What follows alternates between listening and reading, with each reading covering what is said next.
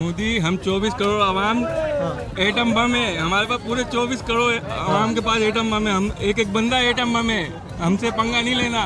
हम कितना भी आपस में लड़े, मगर जब हमारे मुल्क की बात आएगी तो हमें एक एक बंदा एक एक एटम बम है, पूरा घुस जाएगा सीने पे बम बांध के कूद जाएंगे हम। हमसे लड़ने की जरूरत नहीं है, हमसे जरूरत नहीं है लड़ने की। सर क्या कहेंगे आप? मोदी की गलती थी क्या? वो पाकिस्तानियों को सोचा सोया हुआ है। हाँ। सारे पाकिस्तानी जगह में नारे तकबीर काफी है, नारे तकबीर काफी है मुसलमानों के लिए। ये चाहता क्या है आदमी को समझ आ रहा है कुछ? क्या मतलब कोई वो असल में वो अपना सियासत उसका फेल हो गया, उसने सोचा नाम। अब बिहार में इलेक्शन भी आने वाले अक्टूबर नवंबर में, तो हो सकता है कि इस इलेक्शन इसी इलेक्शन की वजह से उसने किया था कि कुछ हमदर्दी हासिल करे लोगों से, लेकिन उसको ठीक है गलती हो गई उससे कि उसने सोचा पाकिस्तानी सो रहे हैं, पाकिस्तानी जगह में। पाकिस्तानी को जगाने के लिए सिर्फ एक नारा चाहिए, नारा तकबीर। तो भाई ये सूरत हाल। अस्सलाम वालेकुम, क्या हाल है? खैरियत से आप ठीक हैं? जी अल्हम्दुलिल्लाह। तो क्या ये मैं चाहता हूँ जरा खवातीन का भी मैसेज जाए।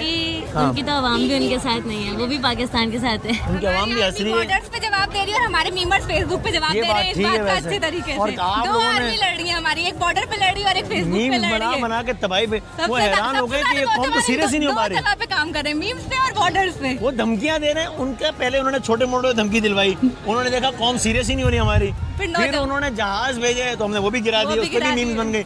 अब खुद वजीर आजम धमकी दे रहा है, लेकिन हमारी कौम फिर भी सीरियस नहीं ले रही। हम उस पे भी जवाब देंगे, अब इस पे भी मीम्स ही बनेंगे, इसी से जवाब। तो कोई डर खौफ नहीं है, डर से अल्लाह ताला की जात से है। अल्हम्दुलिल्लाह। क्या कहेंगे? हमारी आर्मी भी और पाकिस्तान की आवाम भी दोनों इतने पावरफुल हैं, हमें उनसे डर ही नहीं लगता। तो कोई टेंशन नहीं, हम उनको डरा सकते हैं और डरा दिया है। और अल्लाह ताला ये मुस्कुराहट सबके चेहरों पे कायम रखे। वालेकुम अस्सलाम, कैसे हैं आप? ठीक है, आप कैसे हैं? क्या अल्लाह का शुक्र, बिल्कुल ठीक ठाक।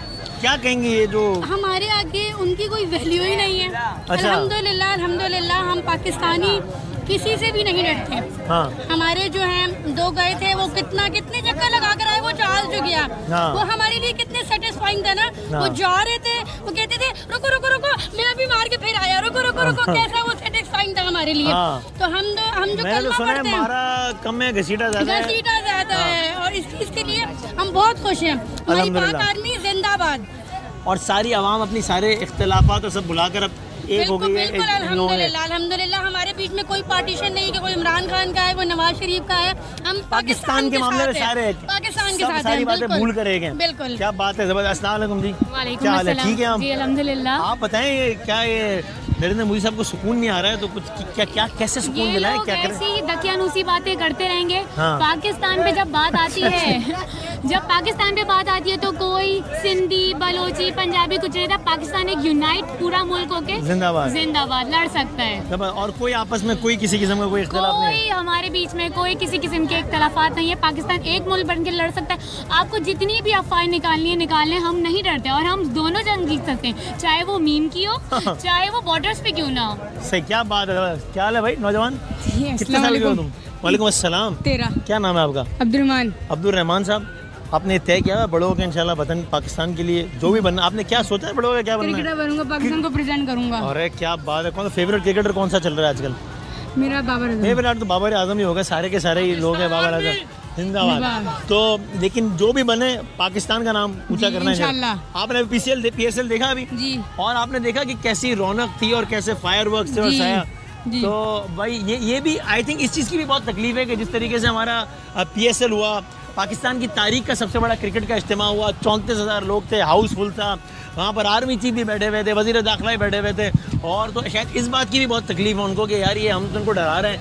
आप पता है उन्होंने कहा था कि रावलपिंडी का स्टेडियम गिर गया है, तबाह हो गया है, और उसी वहाँ पे मैच हो गया अगले दिन। और उसी स्टेडियम में क्या ओपनिंग हुई है वापस से PSL की। देखिए आपने ओपनिंग जी जी बिल्कुल। तो इसलिए हमें उनकी तकलीफ का अंदाजा है कि हमने भी चुन चुन के उनके जख्मों पे इस तरह नमक मारा है ना, तो इसलिए शायद उनको जो कोशिश करनी है कर लें, आप हारेंगे ही, क्योंकि हम मुसलमान मुल्क हैं, हम अल्लाह ताला पर भरोसा करते हैं इंशाल्लाह। और सब अस्सलाम वालेकुम जी, क्या हाल है? ठीक है हम? क्या कहेंगे जी, ये नरेंद्र मोदी ने बड़ी धमकियाँ शमकियाँ लगाई हैं। हमने तो आपके शो से ही अच्छा, देखिए आपने? कर लिया था जंग को। सारा मजा आपके शो से आ गया था। अच्छा, जंग का अल्हम्दुलिल्लाह। और हर लम्हा पर जोश रहे तो हमारे अंदर और जोश पैदा कर दिया। हमने कहा इस दफा अल्लामा पुरजोश और एंटरटेनिंग हो गया, इसलिए कि वो इतने लतीफे भेज रहे थे सामने से कि हमने कहा हंसो खाली, यही हो सकता है। लतीफों से ही हम एंजॉय कर रहे थे, तो कोई टेंशन नहीं है, सब बिल्कुल सुकून में थे हम आए। इसलिए कि जरा मोदी साहब ने पाकिस्तान की आवाम को ललकारा है, तो आवाम का जवाब क्या है वो जरा दिखाएं। तो क्या जवाब है आवाम का? बस यही जवाब है कि वो अपने घर में सुकून से रहे, हमें भी सुकून से रहने थे। हम तो वैसे ही सुकून नहीं, हम तो वैसे ही सुकून में थे, कोई टेंशन में नहीं, बस आपने और सुकून में रखा था। अल्लाह ताला और जो है वो इस तरह सुकून का मामला, आसानियों का मामला रखे इंशाल्लाह। क्या हाल है नौजवान? अल्हम्दुलिल्लाह। क्या नाम है आपका? अब्दुल अहद नाम है। अब्दुल अहद, क्या करते हो भाईजान? मैं पढ़ता हूँ। अच्छा, क्या पढ़ रहा हूँ? बीकॉम में। अच्छा, अब ये जो हमारे पीछे जो पड़े हुए हैं इनका क्या करें? ये जो कुछ क्या करें? मोदी और उसके मुल्क की मीडिया के लिए बस यही सवाल है कि मैं जब लाहौर की बंदरगाह से आया, अच्छा, मैंने लाहौर की जब बंदरगाह से आया देखा, मैंने वो पूरी तबाह हुई है।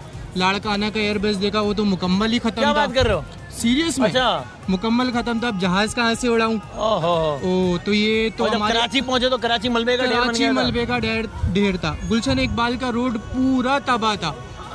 हाँ, मोदी का राइफल वहाँ पे गिरा था और वो पूरा तबाह हो गया था। खैर, खारा की गलियां जो टूटी हुई हैं उस हमले से टूटी हैं। ये राइफल गिरा था यहाँ पे। वो छोटा सा राइफल होता है ना, वो गिरा था। खैर, मोदी और उसके मुल्क के लिए सवाल है कि उसका मुकाबला उस कौम से है कि जिसकी बुनियाद ला इलाहा इल्लल्लाह मुहम्मद रसूलुल्लाह पर है। कलमा इस्लाम की बुनियाद है और तहारत है। ये उसका इस कौम से मुकाबला। हमने तो अपने ऑपरेशन का नाम भी बुनियाद मरसूस रखा। जो शीशा पिलाई हुई दीवार है और अल्हम्दुलिल्लाह हम उस पर साबित कदम भी उतरे और हमने साबित भी किया कि उनको लग रहा था कि हमारे इतने इख्तिलाफात हैं तो हम आपस में लड़ पड़ेंगे, आपस में लड़ रहे हैं तो उनके खिलाफ जब एक नहीं हो सकेंगे।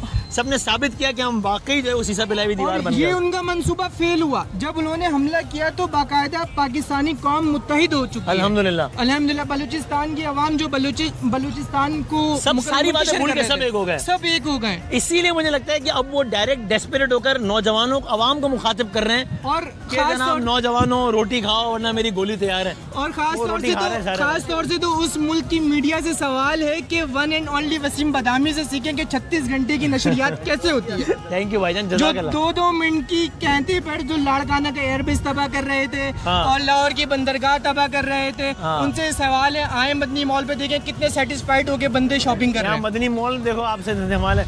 और जो है वो लोग PSL का मैच का टिकट देखने के लिए टिकट लिया उन्होंने इतना महंगा, रावलपिंडी स्टेडियम का, गए तो स्टेडियम ही तबाह हो गया था। ये तो बड़ी बैड न्यूज़ है। टिकट गायब हुए उनको रिफंड कर देंगे इंशाल्लाह। ये तो हमारे लिए बड़ी बैड न्यूज़ थी। खैर बहरहाल फाइनल चल रहा है। मोदी को भी दावत देते हैं कि आए देखें।